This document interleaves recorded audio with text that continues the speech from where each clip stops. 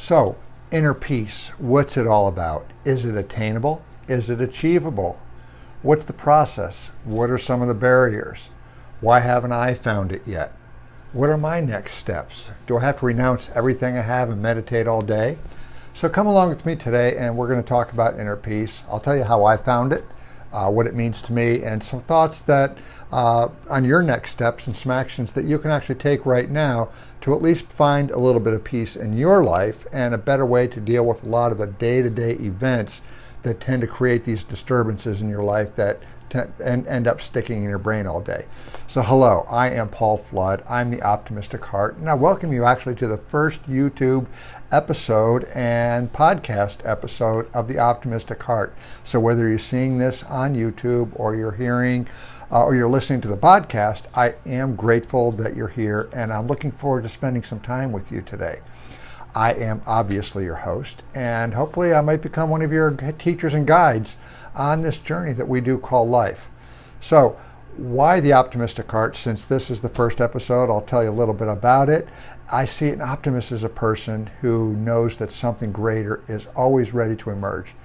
And I have learned that accessing the power of the heart and the emotions and the feelings of love, compassion, gratitude, and joy that are a key to a peaceful life and awakening originate in the heart. So, how can I find inner peace? Well, I'll tell you, guess what?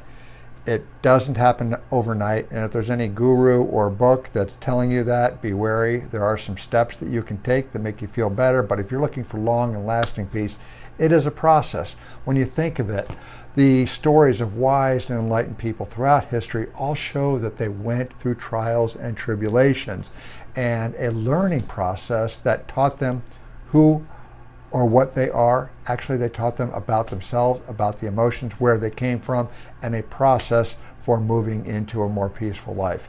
You know, I am not saying I'm a wise and enlightened person, but I can tell you I went through a journey of awakening that brought me to you today, and it's been for me, obviously we all have our own unique stories, but I will tell you I'm really in a good spot today.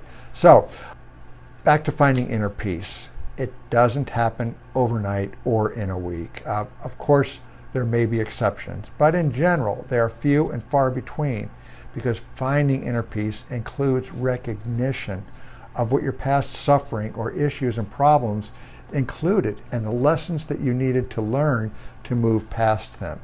So the bottom line is, you do need to take the journey and you do need to do the work.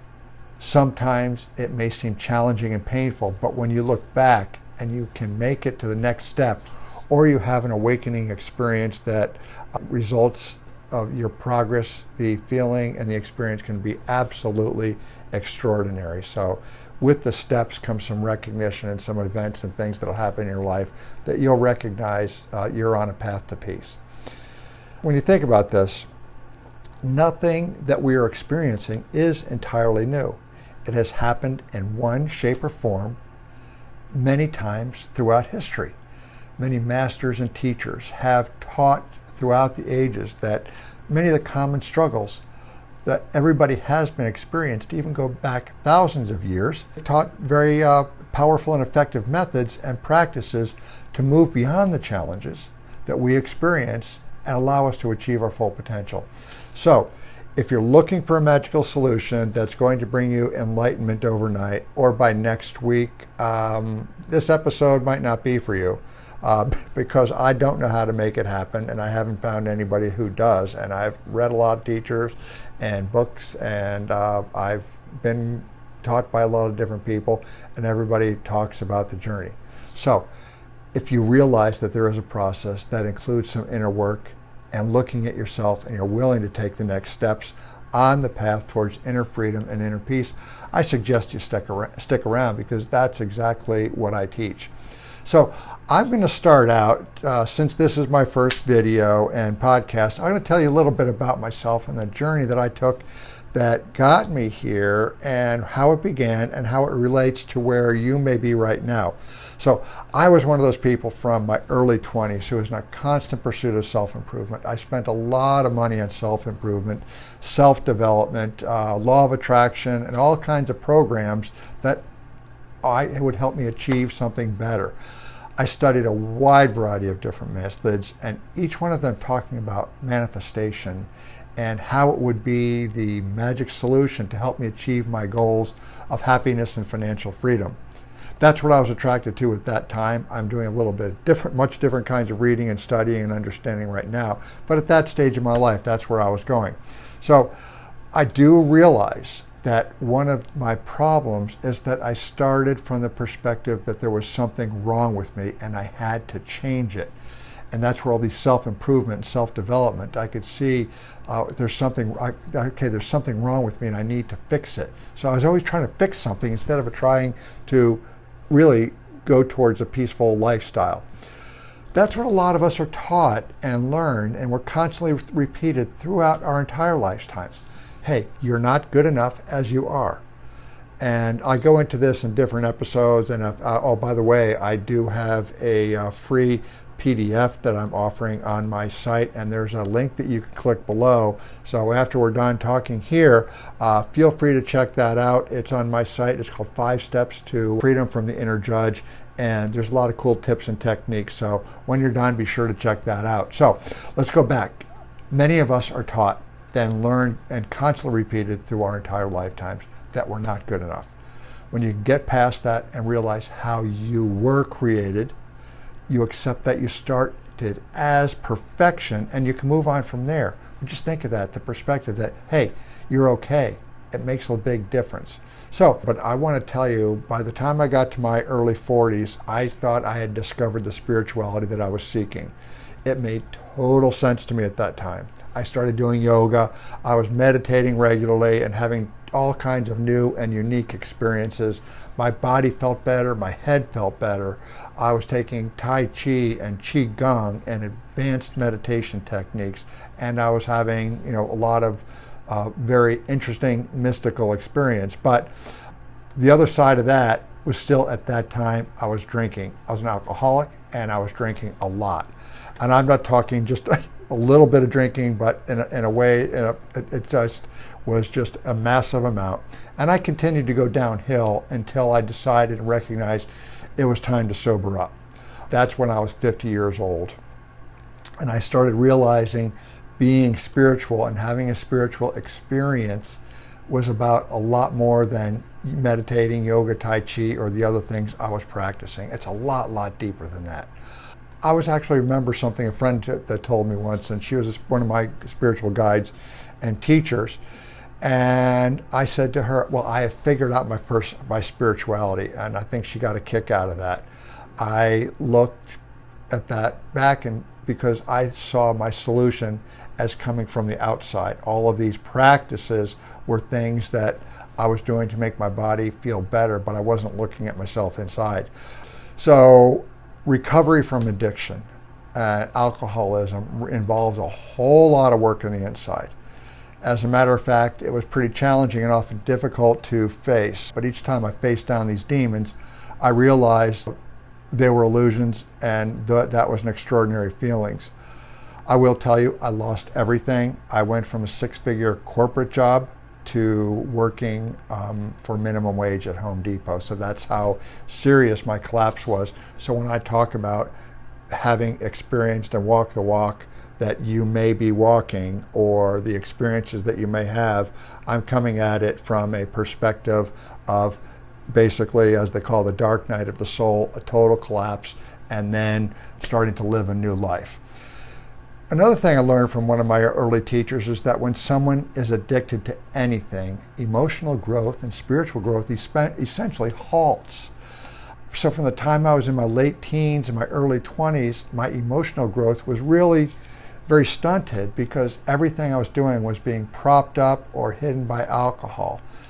So once I finally stopped and I started to look in deeper at myself and not through a clouded head of alcohol, I did have to face the demons. They were difficult to look at, but they were also in the past. and I choose to look at them as learning experiences that got me to where I am, rather than more reasons to beat myself up and remain in a state of guilt. You may have heard from Alcoholics Anonymous a saying of live one day at a time. That's the way to live life. That's a way to get through sobriety and recover from alcoholism. But it's also a great philosophy once I was healed from that. I also realized that my journeys to spirituality, in many ways, and the things that I was doing, they were a substitute for alcohol. I was always trying to quit.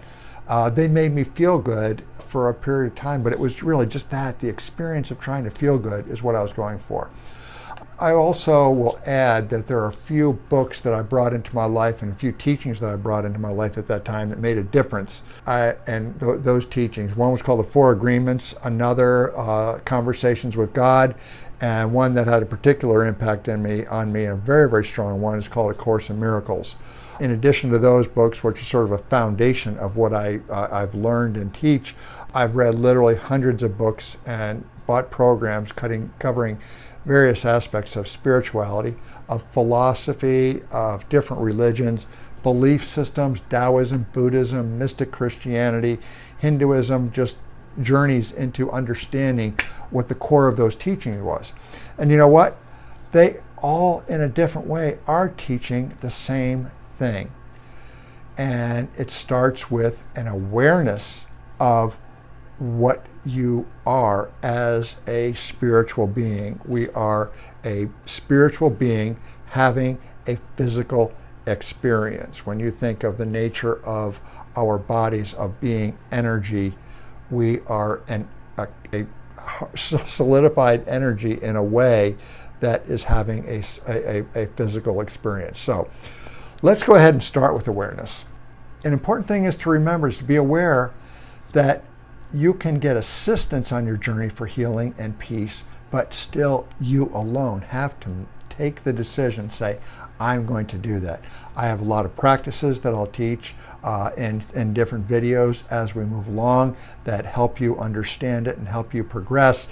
It starts with your decision to say, I am going to pursue a life of peace. You don't have to change who you are. Changes how you're changing basically how you see the world. But ultimately, it is up to you. So, if you're talking about personal awakening and changing and enjoying your life, it is your decision that you won't tolerate what you have experienced and what you've been doing and experienced anymore. You just say, I'm just going to make a change.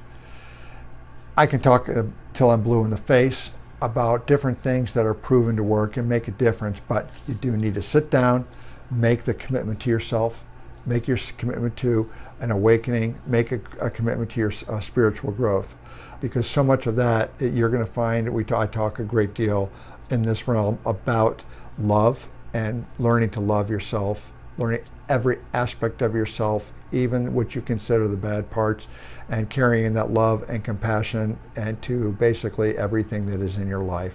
Once you get to that point, miraculous things will happen in your life. I do believe it is not a coincidence that you happen to find me here and you're still listening, and you're here because that I hope there's something that I can share with you that is going to help you. I should also mention that while a lot of these practices cause me to look at myself and somewhat very challenging, helping others is an extraordinary way for me to spend my life, especially for someone like myself who spent as an alcoholic so many years just focusing on myself. You do, as I mentioned a moment ago, need to have the awareness that you're an energy being and your body is ultimately made of energy. If you've done any studies, reading or heard about quantum physics, and you'll see we are not physical beings. We started out as energy, and the energy forms, when you think of it, into the smallest, the quantum particles, then forming atoms, which then form molecules, which then form chemicals, which then become tissues, which then become organs, and eventually you have a whole human body together. But at the smallest, deepest level, you are still all energy. The exciting thing about that awareness is that you have the power to change your energy. Here's a real quick exercise for you. Close your eyes and think of a beautiful or loving experience in your life. And think of the feeling that generates. It's generating an energetic feeling. It causes, that energetic feeling is actually causing a release of chemicals into your body. And these chemicals are responsible for creating the positive effects of those motions, the warmth and joy and laughter and love and those types of things are caused by the feeling of those that you're having when you have it is actually caused by a release of chemicals that are reactions to how you're perceiving things. From the flip side, the chemicals from negative emotions do have negative effects, not only on your thought process, but also on your body. And there's a lot you can do to control your health, not only starting now, but into the future. So, how does this awareness help you find inner peace? If you learn to change your reaction to various situations that occur in your life, you start to have tremendous control over the chemicals your body is releasing. So think right now for a moment of a loving situation. Perhaps if you are in love with your mate, if you have a pet, you know what it's like to have a pet cat or a pet dog, or it might be an experience with your children, grandchildren, or some other a baby who is just pure love and pure energy. As I've talked about those experiences, what is your feeling? If you were to actually close your eyes, what do you feel? When you're having those feelings, those are the things that you can control. So when you're having these thoughts that I'm describing, how do you feel? Now, of course, there are a lot of events that happen to us over the day that cause us to have a negative reaction. Those negative reactions also cause your body to release chemicals that don't make us feel very good. When you think of anger, when you think of fear, how are you physically feeling after experiencing them? Is that something that you want to continue feeling? So, what if instead of accepting the feeling and your reaction to something that is experiencing and bringing you these negative chemicals and these harmful energy to your body, why not give it a new meaning? Here's a quick exercise. Think of something that happened to you over the last day or two. It might be that thing that's still bothering you. It might be something that somebody at work said, or somebody cut you off on the highway, or a child or a friend looked at you in the wrong way and it bothered you. So let me ask a quick question here. Will that thing that's bothering you so significantly, is that going to matter in 2 weeks? If it's not going to matter in 2 weeks, why not let it go now? Recognize the emotion. I will eventually be teaching how to recognize the emotion, feel it, and let it move through your body. So remember that saying, will this matter in 2 weeks? Once I started remembering that, I can't tell you how frequently I use that saying myself. Will this matter in 2 weeks? So in that exercise I just gave you, the next step is to be aware of what's bothering you. Can you let it go now? If you want to hold on to it, why do you want to hold on to it? I have talked and worked with people in the past and I've talked about the forgiveness being necessary to open up to the peace, because basically you're continuing to relive an event that really caused a lot of pain. Reliving that event and reliving that pain continues to emit those chemicals that are affecting you physically. And so if that is happening, then you will continue to experiencing what you're experiencing. But ask that question, will it matter in 2 weeks? So here's another way to look at things. I just recently read by 2022, the population of the world is going to exceed 8 billion people. So if it's real easy for other people and strangers to bother you, do you realize that you are giving potential control to over 8 billion other people?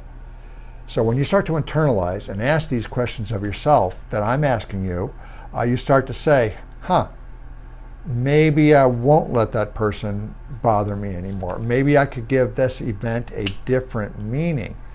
Think of someone who might have cut you off on the highway or run a red light or a stop sign and bothered you.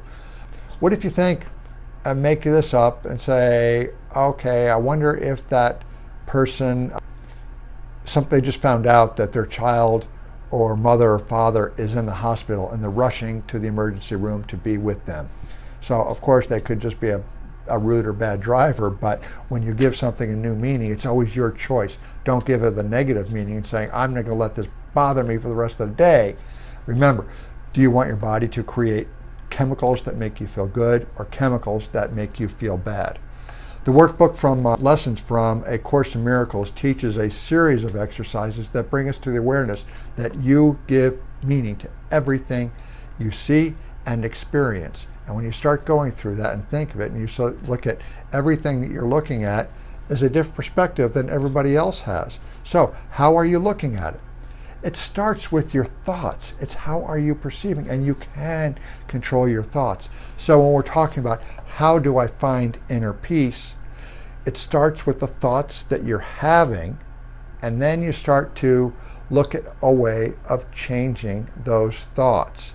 And there's processes and systems and methods that I teach that guide you along the steps.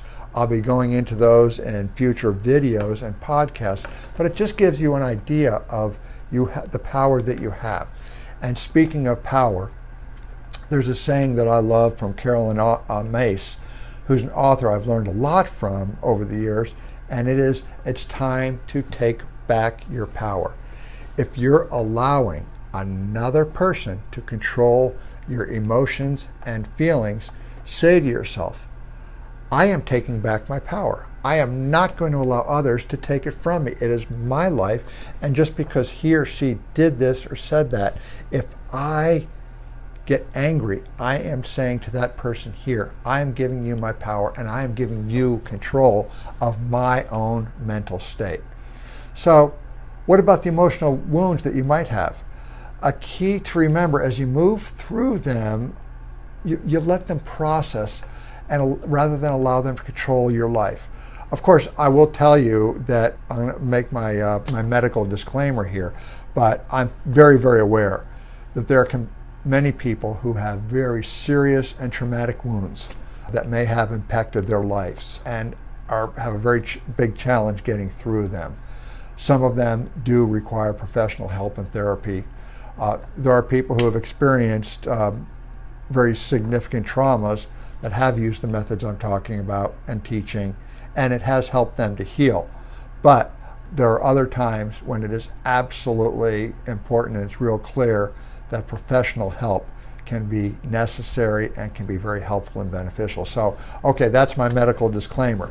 So ultimately, I believe spirituality is an individual experience, and it helps us release our fears of the world around us and allows us to pursue a relationship with the divine, with God, the source power, or whoever you prefer to name the all that is. I grew up Catholic, and so I sort of remember God as the main one, and so you're familiar with the meaning of that. But when I say God, it's not an angry old white man with a white beard. It is God is basically everything that is. So here are some practices and methods that you can immediately begin that can make a major difference in your pursuit of inner peace. Because what you find as you you might find something that I'm showing you, or a method, and you complete it and you're like, wow, my body feels better. I don't have that stress in the pit of my stomach. So these are the things that help you recognize that you're making progress. And it's easier to move and say, we're talking about meditation or some of the other things and practices that are very effective when you've taken step by step and you're making progress each time and you're feeling better. It is a sign of progress. And when you have that sign of progress, you can look back and say, hey, I feel peaceful after I did that. So it might not be permanent inner peace, but hey, if you can grab a few minutes of peace during the day that you've never had before, it's serious progress. So finding inner peace is a journey. Accepting that is a big step. Remember that the journey does begin with a simple step, and you've got to take it. So we'll go over a couple of the points that I talked about. Be aware that your body is made of energy, and emotions you experience are going to release different chemicals. The chemicals that you make will make you feel good, and the chemicals that you make can make you feel bad. When you have awareness and control of your thoughts, you are controlling the chemicals that are being released in your body and how they're making you feel. When you change your thoughts and you take back your power, you're controlling that your body, that amazing chemical factory that is your body. It can be releasing the chemicals that cause anxiety, or can be releasing chemicals and endorphins that create the feelings of love and bliss. So, how do you have the awareness that you are gaining control of your life? Ask yourself, will this matter in 2 weeks? If not, how can you let it go? When you can do that, and you're successful at doing it just that one time, you're going to say, hey, wow, that thing that Paul talked about does work. I'm going to give it another try. So I've got a couple of other things that I'd like to share with you. This is just a real quick exercise that I learned from the Heart Math Institute, and it's talking about establishing a coherence between your heart and your brain. As I've mentioned, where bodies are made of energy, we do have different energy centers. So this is an energy coherence practice that helps align the energy in your heart and energy in your head. So what you first do is sit down, get into a comfortable position. When you're in that comfortable position, go ahead and take a few deep breaths. Allow yourself to go into your stomach. Feel the depth of the breath, but also as you let it out and bring another breath in, let that breath fill the top of your lungs. So move it to the top, move it to the bottom. Now, as you are sitting there and you're establishing a pattern of breathing, close your eyes, think about a wonderful thought. It might something that brings you feelings of joy, feelings of love, feelings of happiness. It could be someone or something that you like. It could be a beautiful piece of music, but something that gives you that feeling. You know what I'm talking about. I'm sure you've experienced it. So now that you have that feeling, put your hands over your heart or near your heart. I personally like to fold my hands up like this or like this and set them here. And as I breathe, now I feel the energy moving from my chest or my heart area up into my head. I allow that flow to move up and down. So go ahead and allow that energy flow. Take a moment for a few deep breaths. Continue to focus on your heart and the peaceful energy that is moving up to your head. Do that for about 5 minutes. And you're going to find when you do reopen your eyes and take a deep breath that your body has changed. You have chemically changed your body. And by doing that, it is you're giving that peace that's going to last from that real brief exercise that I gave you is going to last for a long time. A friend of mine works at a travel agency, and she takes groups on tours of Europe. And she was telling me about the stress that she encounters, and I gave her that practice. When she returned from her first trip after I taught her that, she came to me and said, I've got to tell you how powerful that exercise was. I would occasionally step away from my group, do it exactly as you talked about and taught me, and when I went back to them, my body was super relaxed. So that's a quick exercise to peace. Peace is not just a physical exercise, it's a change of mind. It's something that you can find, and it is something that does work. So I hope you enjoyed a couple of these little tips that I shared with you today. If you like what I talked about, I invite you to subscribe to my channel. I post a new video weekly, and I do hope that it's going to help you find greater peace and greater freedom on your journey. And as I mentioned, I also have a special treat for you. It's a guide that I created that is entitled 5 Steps to Silencing Your Inner Critic. You know what I'm talking about. My inner critic, I tell you, it still returns, but these steps are extremely powerful exercise. It's a PDF that includes some journaling pages, and it is my gift to you, and thank you for watching me or listening to me on this channel. It's actually, I got to tell you, I titled it 5 Steps to Freedom from the Inner Critic, but I ended up throwing a bonus step in there because I wanted to share that with everybody because it is so powerful. So 2 things. Go ahead, click on that. Oh, and when you do that, another benefit is that you're going to be added to my email list, and I have some excellent teachings and some wonderful thoughts that I'll be sharing on a regular basis with you. So to keep you moving along in your path, it'll be, in addition to lessons, you'll get some encouragement. So it's free at the link below. So go ahead and click on that link, and also subscribe. Give me the thumbs up for this video, and I'm going to look forward to seeing you the next time. Feel free to reply if you have any thoughts or questions, and I'd love to hear from you, and I look forward to seeing you and speaking with you in the next episode. So until then, it is Paul Flood, the Optimistic Heart, signing out with much love for you and everybody in the world. Thank you for joining me. Have a wonderful day.